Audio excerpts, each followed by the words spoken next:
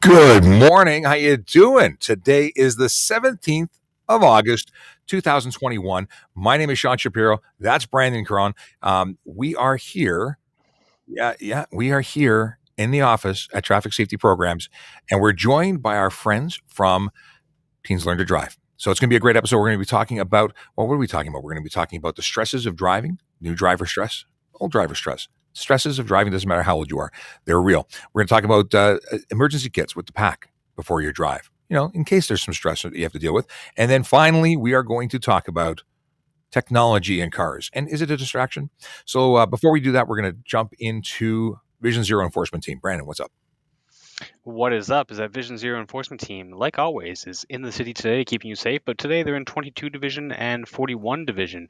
Everyone who watches the show regularly, you understand that you can go to torontopolice.on.ca/divisions/map and you'll get this map. It's interactive. You can click into the divisions and learn all you want to learn about your division, particularly when it comes to VZET. You probably want to know about your divisional boundaries. So again, we've got 22 Division. We click into that and we get this information here. We can find out our divisional boundaries, which is going to be important for folks who want to know where VZET is, as well as some important people that you could contact should you want to know more about your division. Yeah. You just talk over them. You get a little background stuff. Sorry about that, guys. We have a big PA system, and people at the front of the building are talking to people at the back of the building, and we're all hearing it. So, stuff. But you can reach out to these people should you have questions about your division. Maybe you have a community complaint. There's also an interactive map.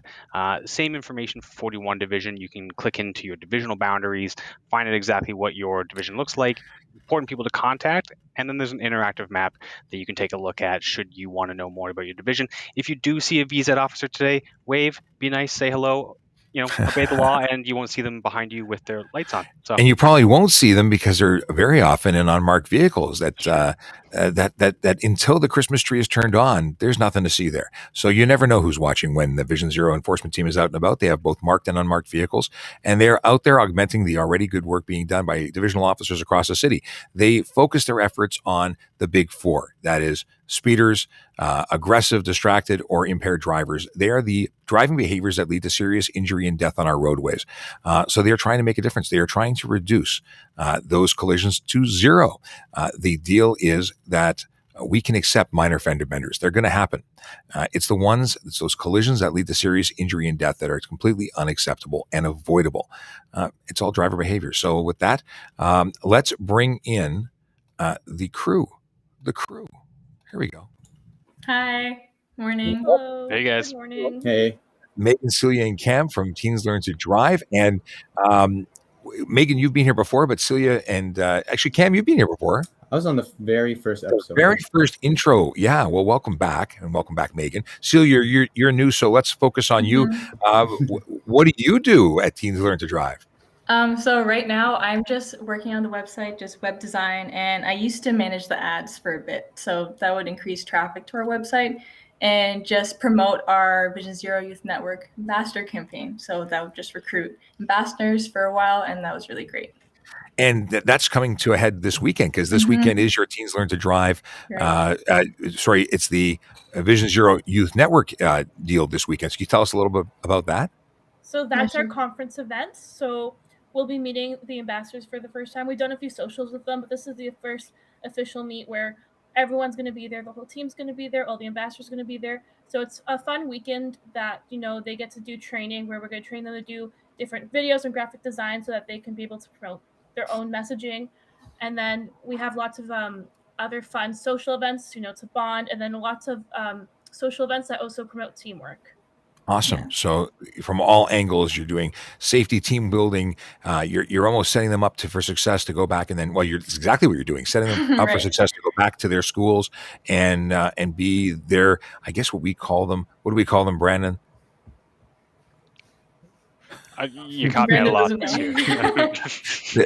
They're the subject matter experts. Schmees. They're going to be schmees. You're going to make schmees in training there, and that's cool. It's very cool. So we talked last week about what we wanted to do for today's show, and Celia, you wanted to talk about the stresses of of driving, of Right. things. So let's get into that. Driving is or can be stressful. Everybody approaches stress in a different way, and it can either be really stressful, and people do different things. They sometimes they speed because they're late, and that's because of stress, or they're overly cautious and they drive slow because of stress, or they could do a myriad of things, and it all seems to come out of the same base of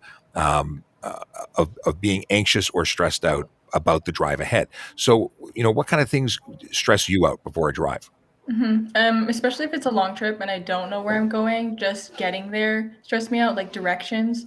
And I find that like different roads, how sometimes lanes just end. That really stresses me out, especially as a new driver going on really busy roads. And then you were on the road that ended and then you'd have to merge. That was really scary because like I didn't want to be too slow, and then and there was like no space between cars merging in. So that was like the biggest thing as a beginner. But I think that something that really helped me out to make me more confident when I was driving is just making sure like you're patient with yourself as well when you're merging. Like it's okay. You might get some people honking at you, but like just make sure you're comfortable and just planning ahead all the time. Just making sure you know the route.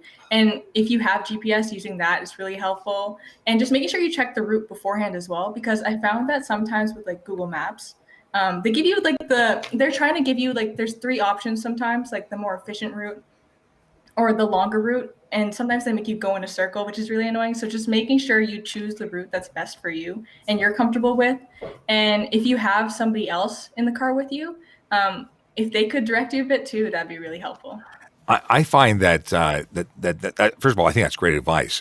Planning ahead is my biggest one, and my planning ahead involves a number of steps. But planning ahead in terms of setting your route before you take off in your GPS, if you have one, looking at your entire route so you have an idea in your head before you leave the house of what your intention is.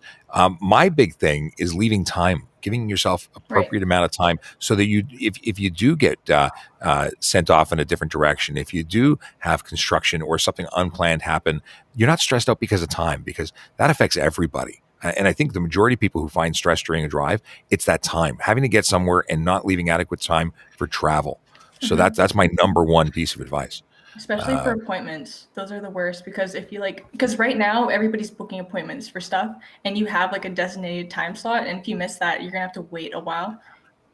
How much time do you plan for travel? So like I have sort of like a blanket for everything, but what would you say is the most appropriate time to get somewhere? Do you do it based on distance or traffic density or your experience from last time? It took forever, or? Yeah, it depends on the time of day. If it's rush hour, I definitely give myself more time, and I look up the place before I go there, right? And I just see an estimate of how long it'll take me there, and then I add like maybe 10 minutes. Wow, 10 minutes is not bad, but that's not a lot of time. Really? I'd say I feel like at least 30 minutes. No, 30 minutes? Google Maps gives you if you look up places on Google Maps and they tell you the walking distance is 10 minutes, it's definitely 8 or less. Like they give you a longer. It's true. So they're giving you a buffer already? Yeah. Okay. I don't have long legs. My legs are pretty short, so I'm not that fast of a walker. But for me, I find that they give you extra time. Okay, because they're not basing it on Celia's legs; they're dealing it on my legs. So You're taller than me, probably. Probably, I'm taller than most people, but not everyone, but by a lot of people. Megan, what do you find? How do you estimate for your travels? I mean, I'm the kind of person though that I'll arrive like 2 hours early, so I usually give myself like a lot of prep time to get there because I like to show up early. What do you do in the meantime while you're waiting? Make TikToks. What do you mean? Okay, Exactly. My bad. TL2D, you gotta promote. Yeah, I'm always working. Well, it's funny. We have a saying, and Brandon can attest to this. The saying is that, and it's a police college. Do you remember it, Brandon? I'm not sure which one. Oh, So- what is it? It's on time is early is on time. Yeah. On time is I don't remember this part, and then late is inexcusable. Okay, so it's early is on time is late is unacceptable. So if you base like the stress of a police college is if you're late, you're doing push-ups, and not the push-ups like let's put out 25 of them. Let's hold one for 30 minutes and see how many who cries first. In It, it, uniform it, too. in uniform. It is not a fun experience. So you learn very quickly that late isn't cool, and early is. And with technology and entertainment opportunities, there you can watch bits and pieces of movies on your phone on Netflix. Incrementally. I remember waiting for a doctor's appointment where I watched it was a long wait. I watched all of Spawn. No, not Spawn. Venom. I watched it in a waiting room with a very, very tiny screen, but it was still better than the other. What I'm getting is I estimate about an hour. To me, anywhere in Toronto takes an hour to get to. And if I'm early, great, but I'm not usually early. So hour, that's a blanket for me. And I'm driving. So, because I'd rather be early than late, because late creates that stress. And then you make bad decisions. People decide to speed, try and, aggressively maneuver around vehicles, all because they're worried about looking bad or missing their appointment or something that in the grand scheme of things is inconsequential. But in that moment, it's the most important thing in the world. And it's important to them. So they do really, really silly things that they probably wouldn't do under different circumstances or light. Cam, what do you do for planning ahead? For myself, I don't see myself as a very anxious person, but no way. When I'm driving, that's where my anxiety comes out. So really? That's I really need to plan when I'm gonna drive a long distance. Because Cam, you might be the most chill person I've ever spoken to. Yeah. Okay, this is the thing. So when we go driving together, I'm usually the calm person when driving, I find, because I plan ahead. But he, when we drive, he gets really, really frustrated around traffic and stuff like that. But I find like not really road rage, but I find there's different triggers for people. That makes sense. I don't know. Worrying about other people is like I can go slow and pace myself so that I don't get in trouble with other people. But then you still have to pay attention to them, because sometimes you just know they're not gonna be doing what they need to be doing, right? And I feel like once I get to my destination, the worst part for me is parking.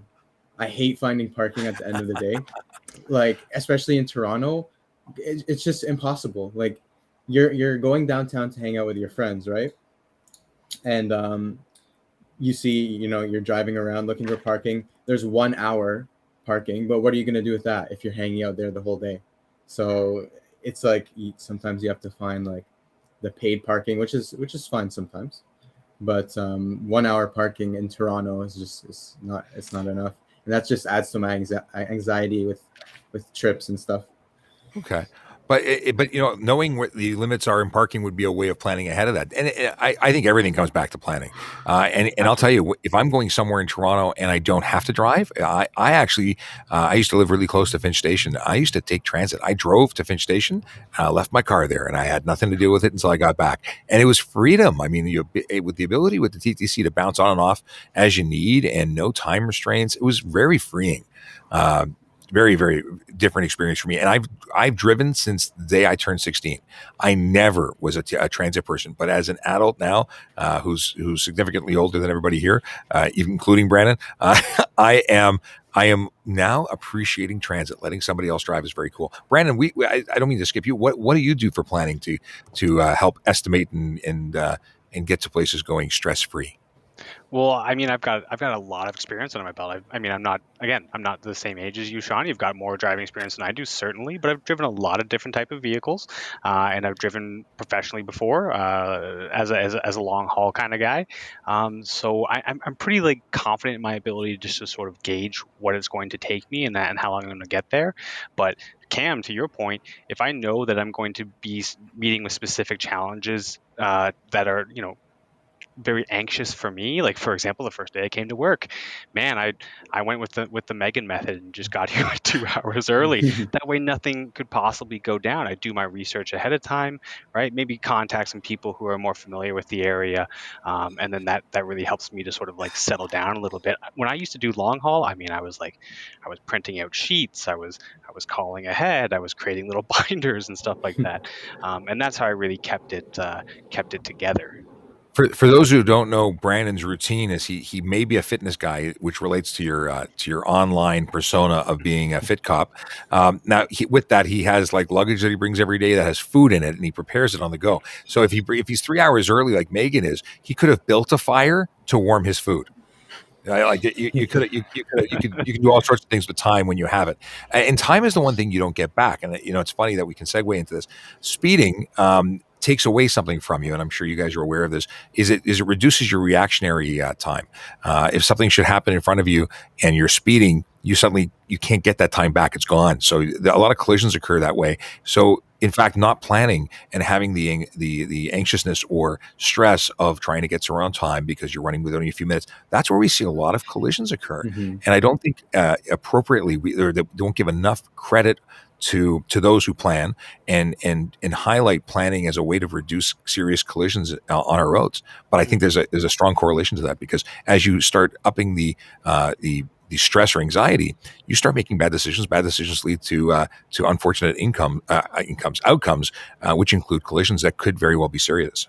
Because speed's a thing, and reducing those gaps. So just to recap: planning, GPS routing, knowing the areas, giving yourself that time. Anything else we haven't covered that would be a good tip? Just making sure you have backups of everything. So like if you're using your phone as a GPS, or like connecting that to your car, I guess, like just making sure your phone has enough battery, and like making sure you have enough gas in the car as well. Yeah, that's both good, because nothing will stress you out more than being out of gas, waiting for the motor league to come help you with enough juice to get to the local gas station. You make a really good point, Celia, about cell phone and battery. Not everybody has that plug-in adapter into their cigarette lighter. Is it even called a cigarette lighter adapter anymore? Because who puts the cigarette light? I don't know. I just also did the math, and I realized I've been driving for over 30 years. So, you used to actually have to take the lighter out. Oh wait, when I started driving, there were no things called cell phones. But anyway, that's another story. The deal with me though is that I will make sure I have my phone plugged in whenever I'm driving. I also carry a battery pack as a backup. Mhm. We talk a lot about now you can have documents like your insurance documents can be presented electronically, unless your battery's dead, and that's a problem. So that's more Yeah. stress and a possible ticket. So I like that whole idea. But something that we haven't talked about is data. When you're using your cell phone as your GPS, what if you don't have data? A lot of people run out of data, turn off their data.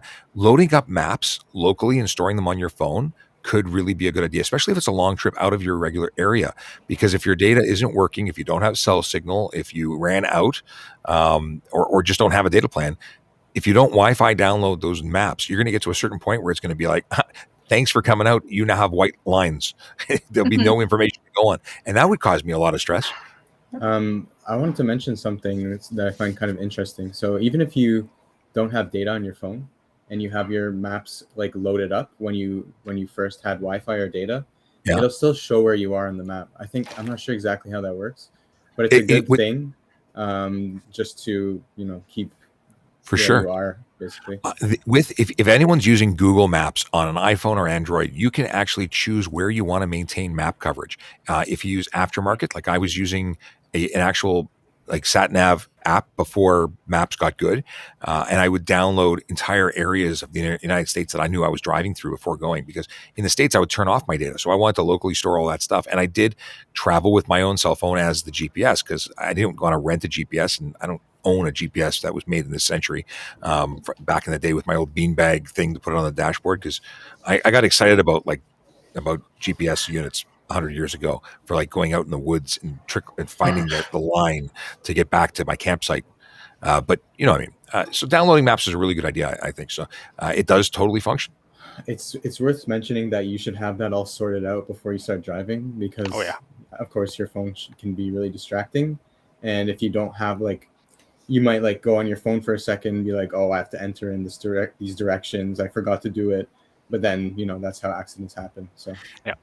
And in terms of the cell phone laws, you cannot use your cell phone for the purposes of GPS entry. So we want you to enter your GPS destination prior to getting on the road, because it's still distracted use if you are punching in destinations on your phone.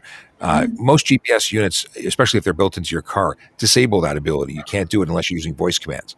But it's important to know that while you're pulled over, I also learned the hard way about crossing the border, where I lost all my data and I hadn't downloaded the maps, and I had to go to the first rest stop by way of old school reading signs Oh, to figure out no. where I was and using physical maps. Yeah, it sucked. So yeah. I'm just curious. Have we had? We do have, and we didn't mention this earlier. We have a ton of people making comments in the chat room, but we haven't had the chat room open. So let's open that up. Now the existing chat stuff isn't going to show up. Maybe Brandon, you can go and see if there's anything that we can pull out and share. But the chat room is now open. If you want to drop in questions, if you want to participate in our conversation, please do. I apologize for not inviting you to do that earlier. And yeah, let's keep it going. What else we talking about? So we talked about emergency kits, long trips. Celia, that was the second thing you had brought up in our last meeting. What kind of stuff do you pack?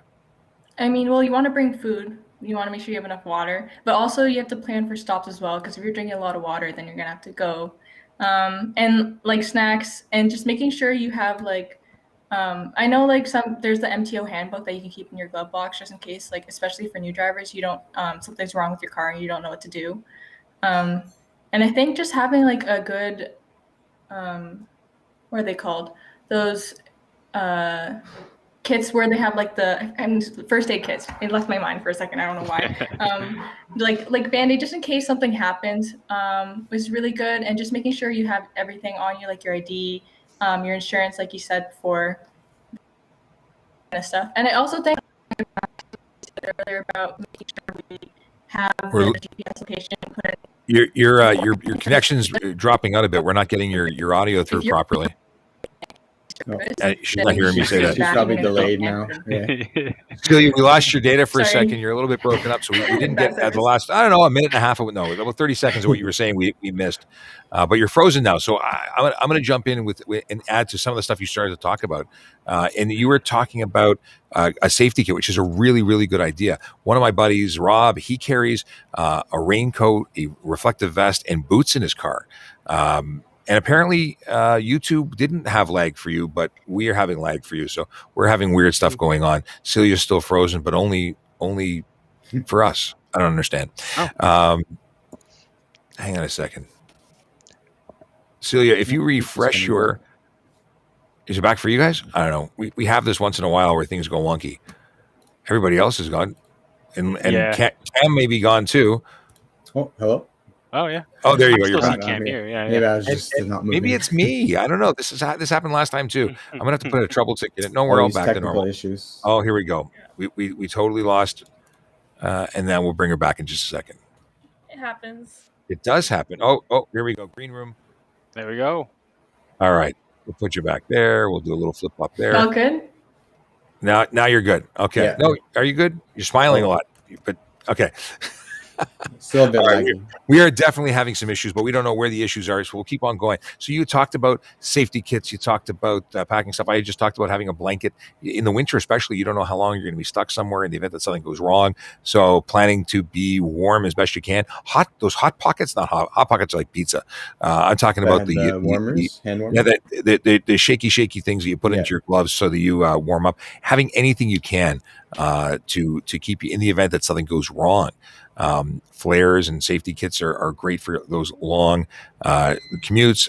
Q threw up a comment saying, make sure you have a tire pressure gauge with air compressor, because somebody, when camping this weekend, may have had a flat tire and may have rescued themselves with said air compressor.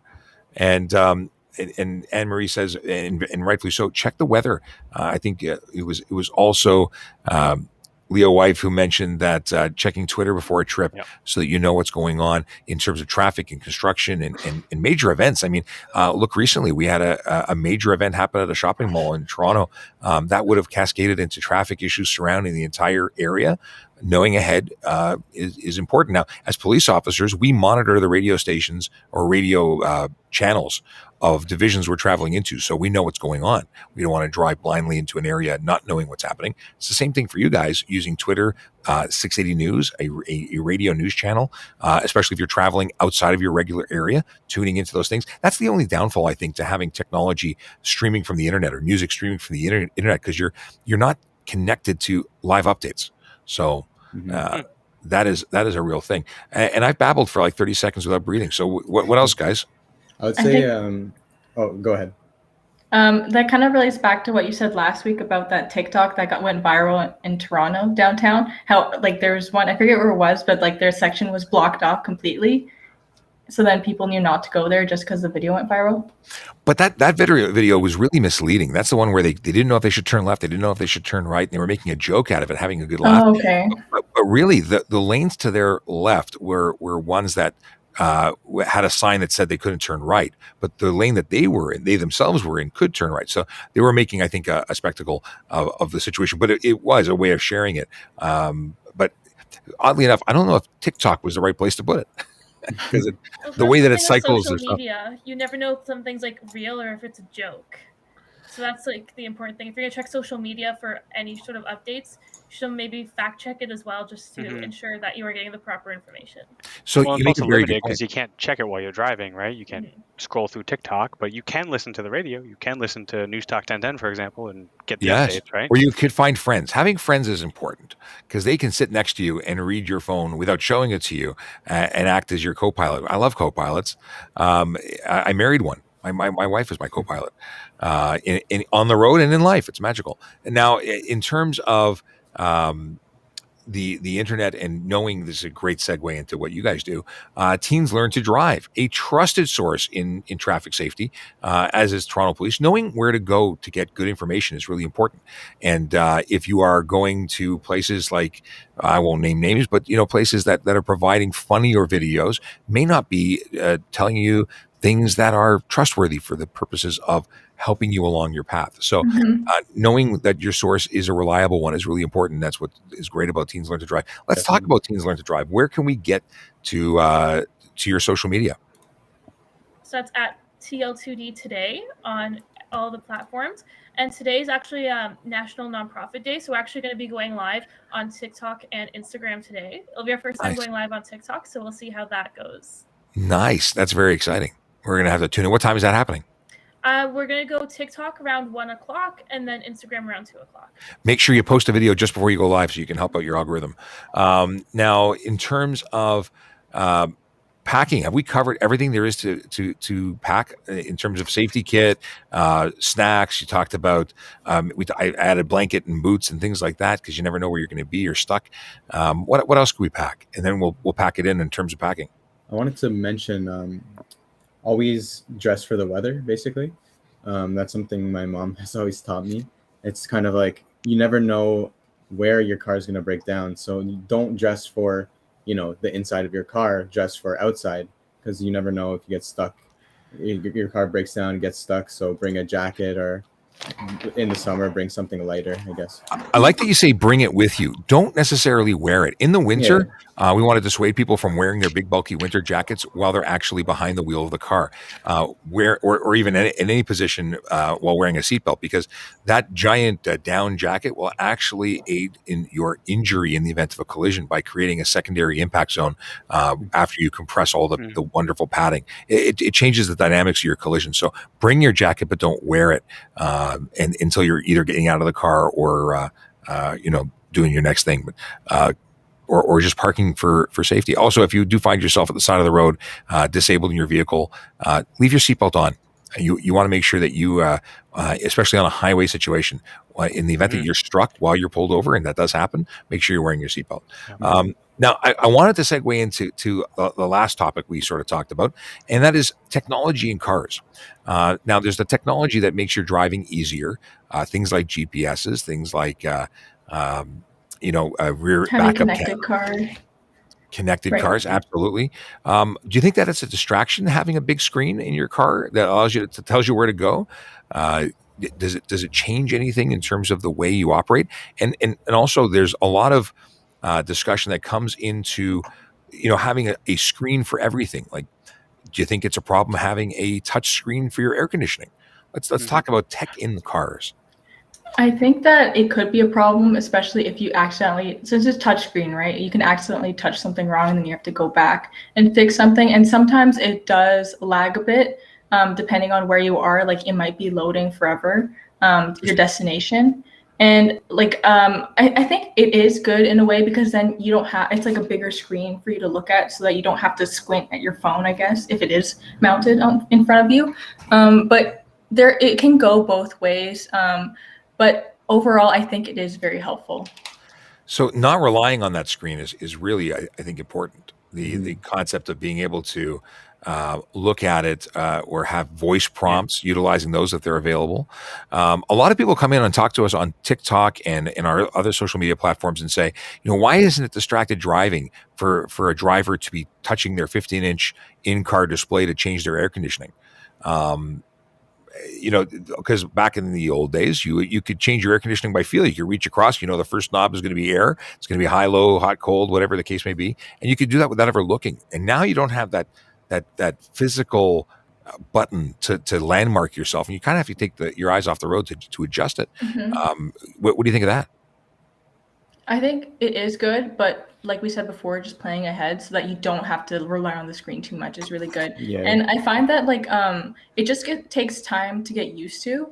There's a lot of safety features that they've added now. Like there's a lane keep assist thing where it beeps if you touch the sensors detector going over the lane, and then there's that automatic braking, and I think there's blind spot monitoring as well. Bliss, And yeah, what do you think about the automatic braking? Like, I think it is good in a way because I believe it's the car computer, kind of keeps track of the traffic speed ahead of you, and it's just for the front of your car, I believe, right? So then it just makes sure, and you can set also the distance you want your car to be at.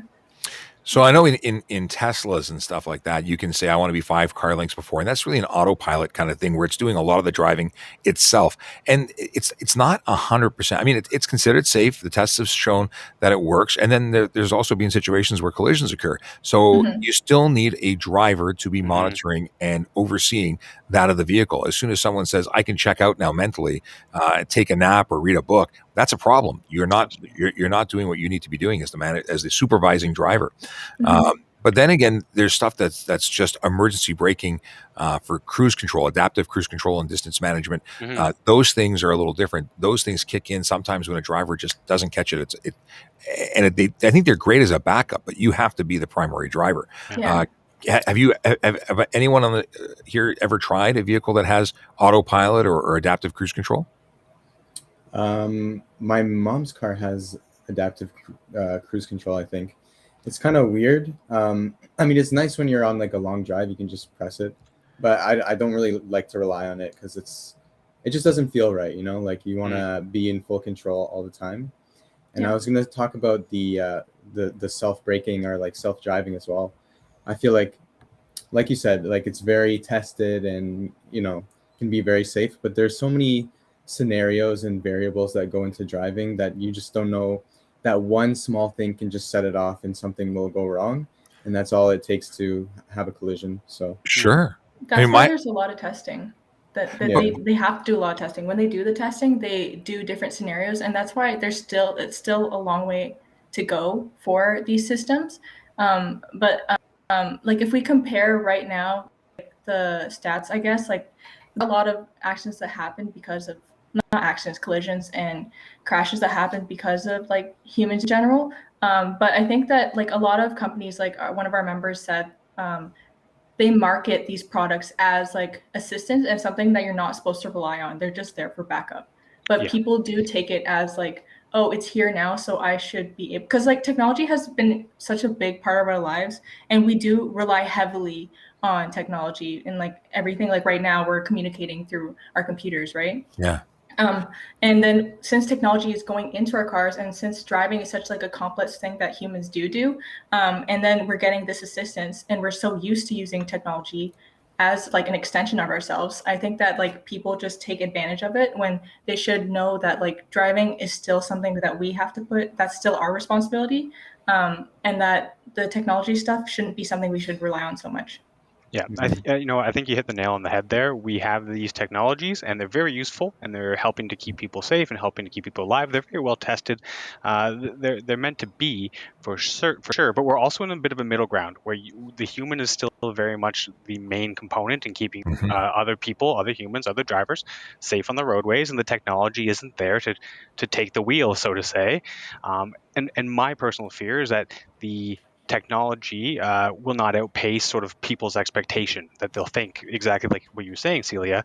Oh, I'm good. I can sort of lean back here. And in the meantime, their perishable skills are going to the wayside, right? They're not getting used to checking their side mirrors. They're not getting used to checking their rear view. When I was at the police college, they don't even let you talk about those things. It's analog vehicle all the way. You better be able to do everything, adjust the seat, monitor the radio, all of the things you got to do with the rear view and stuff like that, pull out of a spin, whatever it's going to be. And I couldn't be happier that they gave us that kind of training. And I'm curious, do you guys get a lot of newer drivers saying, I want to use these tools? I'm afraid to do it the analog way. Is that something that you guys run into very often? Well, with being online, we haven't really had much of a chance to, talk to people and their experiences, but usually people they prefer to use it, but we recommend against using it, especially for new drivers. Use it once you have the experience and you feel more confident on the road that you don't need it. Like, that should be a tool to help you, not something you heavily rely on. Let me ask you this. If I were to take a sock and put it over your rear view camera, like if it was on your mirror or a big piece of paper and stuck it on top of your center console so you couldn't see your rear view camera, how confidently would you be able to back up your vehicle?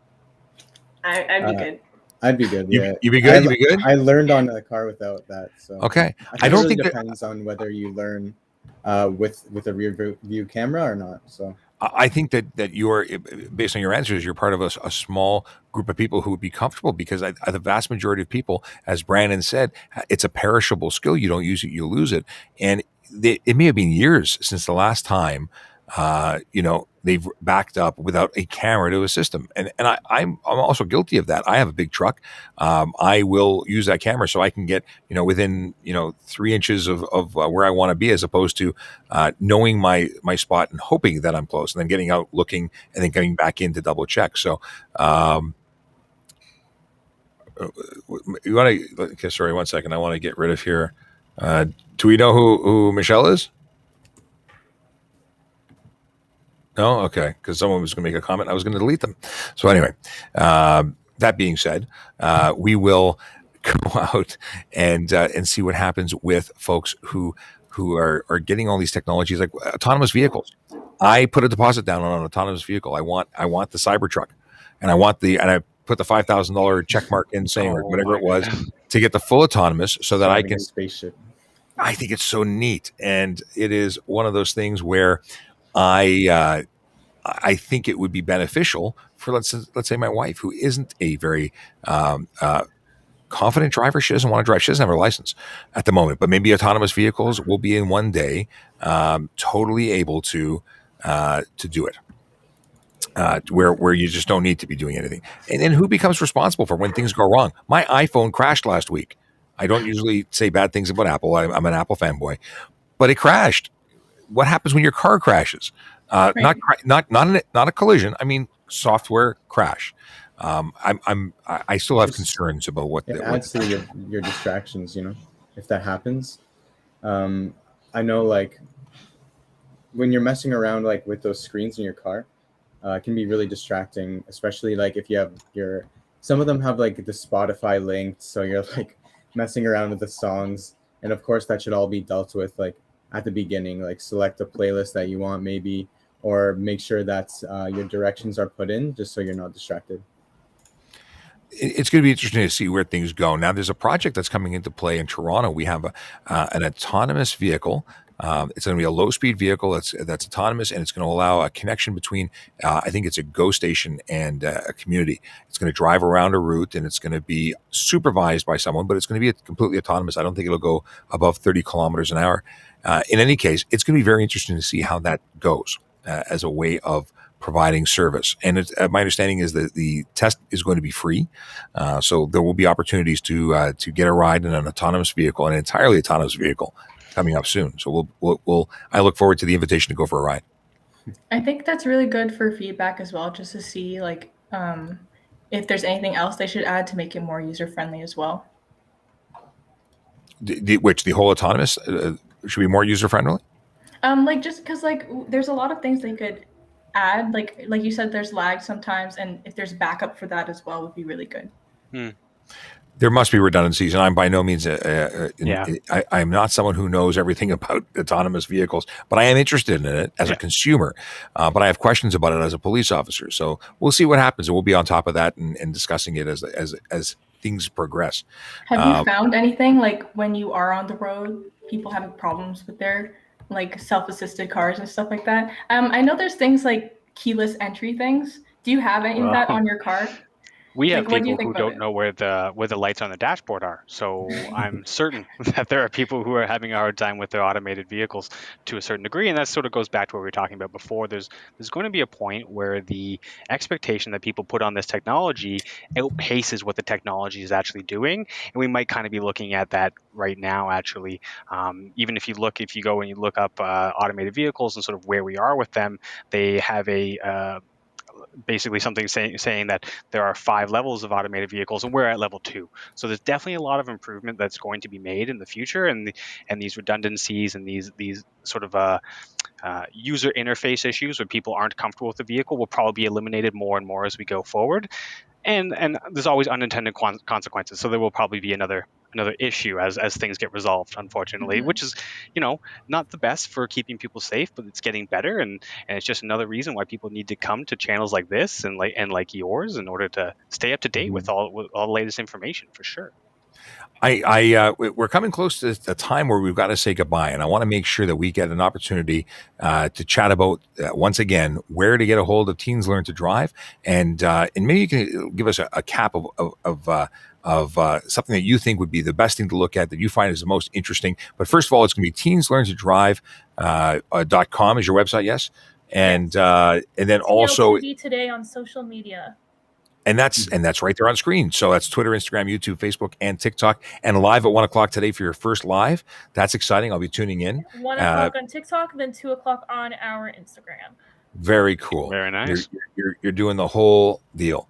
Now, for us, we are available. Are you going to hit the buttons there, Brandon? Oh, I hit all the buttons. You hit all the buttons. We are on Twitter at Traffic Services. You can get us on Instagram at Traffic Services Toronto.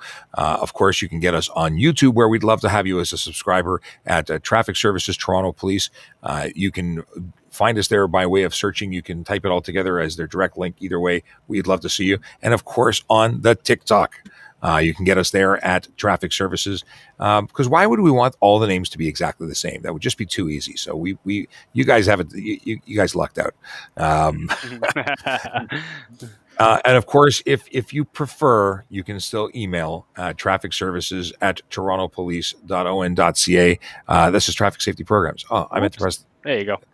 Yes, traffic services at torontopolice.on.ca for your general questions. They can be answered there. It won't necessarily be the same day, but it is a desire to respond quickly. So thank you very much. It has been a blast hanging out with you guys today. Thanks for having us. It is always Thank a you pleasure. very much. We will catch you soon, like next Tuesday. Yep. And have a wonderful, wonderful weekend event. I wish you all the most Thank you. success. I hope we can jump in and participate when possible. Hopefully, yeah. Awesome. Very cool. And with that, we will call it another show done Successfully. Successfully. And our first time we've got to ban 2 users. Very exciting. All right. Have a good one. I hope you enjoy the nice weather while it lasts. Is it raining yet? I think it was supposed to rain today. Please no. I'd rather Please no. be like cloudy for a bit rather Okay. than but it's good. Okay. But Celia has spoken. No rain today. anti-rain. Anti-rain. Cool. Well, Yeah. listen, hang out for a bit. We're going to end the stream, but we'll be back in the green room in a sec. Take care, guys.